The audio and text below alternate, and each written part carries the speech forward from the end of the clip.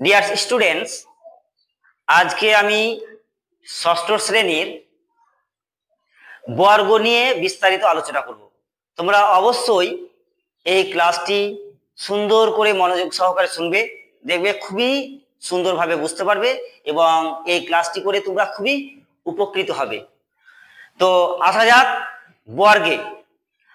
এই বর্গ সম্পর্কে আমি আজকে বিস্তারিত আলোচনা করছি। তো প্রথমে দেখো, লিখে রেখেছি আমি ক, চ, ট, ত, প। এই যে প্রথমে 5টি বর্ণ লিখে রেখেছি, এই 5টি বর্ণ হচ্ছে 5টি বর্গ। 5টি বর্গের নাম কি?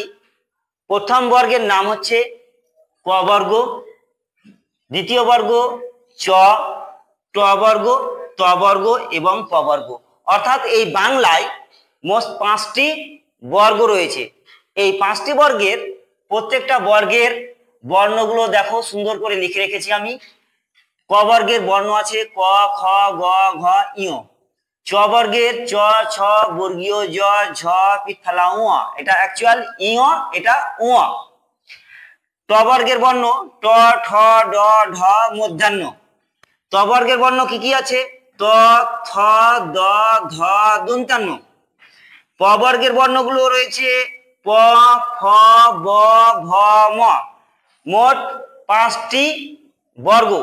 এই 5টি বর্গে মোট বর্ণের সংখ্যা হচ্ছে 25টি। কয়টি? 25টি। এটা হচ্ছে 1 নাম্বার বর্ণ, 2 নাম্বার, 3 নাম্বার, 4 নাম্বার, 5 নাম্বার। এই 5টি, এক একটা বর্গে 5টি করে বর্ণ। 5টি বর্গে মোট 25টি বর্ণ রয়েছে। এবার ক বর্গের বর্ণগুলোকে কি বলা হয়? ক বর্গের বর্ণগুলোকে বলা হয় কণ্ঠবর্ণ। ক বর্গের বর্ণগুলোকে কি বলা হয়? কণ্ঠবর্ণ। কণ্ঠবর্ণ। কেন কণ্ঠবর্ণ বলা হয় জানো তো? কণ্ঠবর্ণ বলা হয় এই কারণেই, কারণ ক বর্গের বর্ণগুলো যখন উচ্চারণ করবে তখন দেখবে প্রত্যেকটি বর্ণ উচ্চারণ করার সময় কণ্ঠ থেকে আওয়াজ বের হয়। তোমরা যখন উচ্চারণ করবে ক, খ, গ, ঘ, ঞ, তখন দেখো কণ্ঠ থেকে আওয়াজটা বের হয়ে আসছে। এখানে হাত দিলেই তোমরা বুঝতে পারবে যে কণ্ঠ থেকে আওয়াজটা বেরিয়ে আসছে। সেই জন্য এই ক বর্গের বর্ণগুলোকে বলা হয় কণ্ঠবর্ণ। এবারে আসা যাক চ বর্গের বর্ণ। চ বর্গের বর্ণগুলোকে বলা হয় তালব্য বর্ণ। কেন তালব্য বর্ণ বলা হয়? কারণ চ, ছ, বর্গীয় জ, ঝ, পিঠালা উ, অর্থাৎ উ, এই 5টি বর্ণ উচ্চারণ করার সময় তালুর সাহায্য নিতে হয়। সেই জন্য এই 5টি বর্ণকে বলা হয় তালব্য বর্ণ। যখন তোমরা উচ্চারণ করবে দেখবে অবশ্যই ভালো করে লক্ষ্য করবে চ, ছ, বর্গীয় জ, ঝ, পিঠালা উ যখন উচ্চারণ করবে তখন ভালোভাবে লক্ষ্য করো, দেখো জিভটা তালুর সঙ্গে ঘর্ষণ হচ্ছে। একে আবার ঘৃষ্ট ধ্বনিও বলা হয়, কারণ এগুলো ঘর্ষণ হয়েই উচ্চারিত হচ্ছে বলে এগুলোকে ঘৃষ্ট ধ্বনি বলা হয়। আর আমি লিখছি এগুলো তালব্য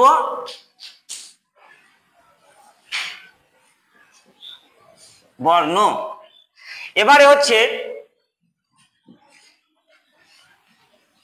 ট বর্গ। এই ট বর্গের বর্ণগুলোকে কি বলা হয়? মূর্ধন্য বর্ণ বলা হয়। কারণটা হচ্ছে মূর্ধা মানে কি? মূর্ধা মানে জিভের অগ্রভাগটাকে বলা হয় মূর্ধা। জিভের এই যে দেখা যাচ্ছে সেই জিভের অগ্রভাগটাকে বলা হয় মূর্ধা। এই ট, ঠ, ড, ঢ, মূর্ধন্য, এই বর্ণ 5টি যখন আমি উচ্চারণ করব তখন তোমরা ভালো করে লক্ষ্য করবে, দেখবে এই জিভের অগ্রভাগটা তালুর সঙ্গে স্পর্শ হচ্ছে। ট, ঠ, ড, ঢ, মূর্ধন্য।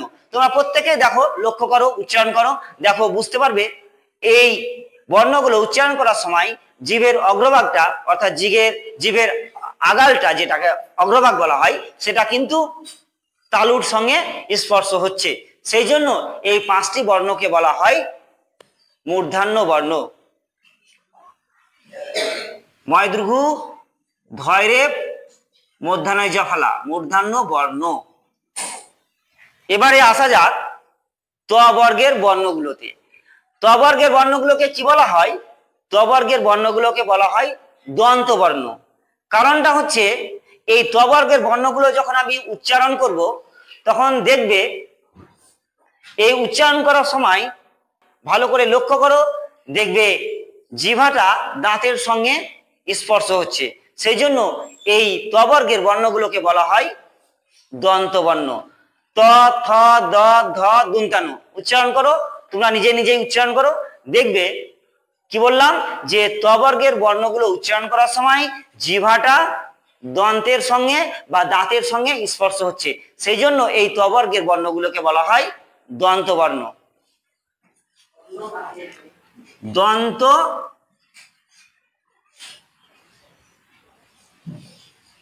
বর্ণ। এবারে আসা যাক প বর্গের বর্ণে।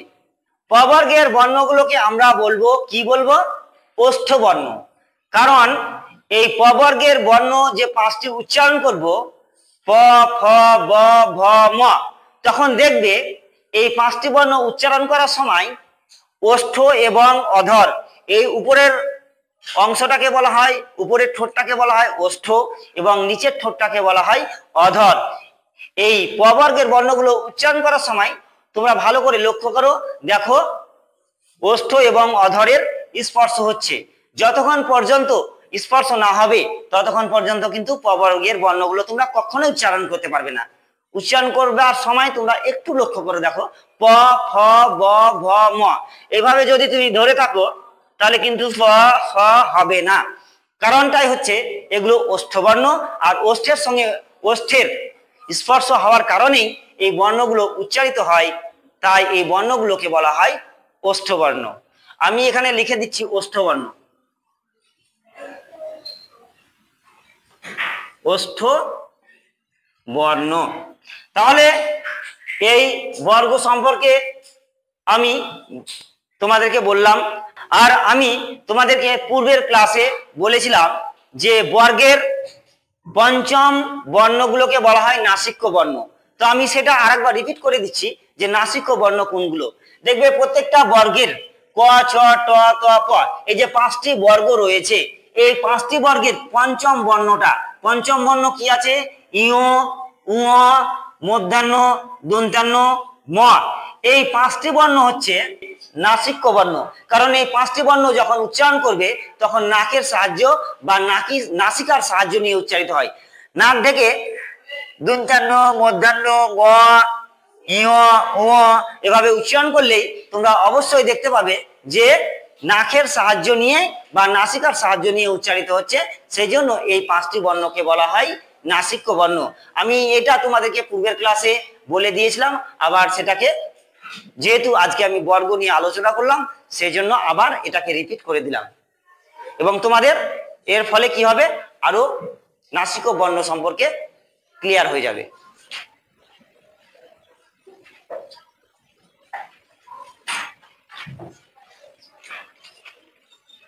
পরবর্তী ক্লাসে আমি ঘোষ, অঘোষ, মহাপ্রাণ এবং অল্প প্রাণ এ নিয়ে বিস্তারিত আলোচনা করব।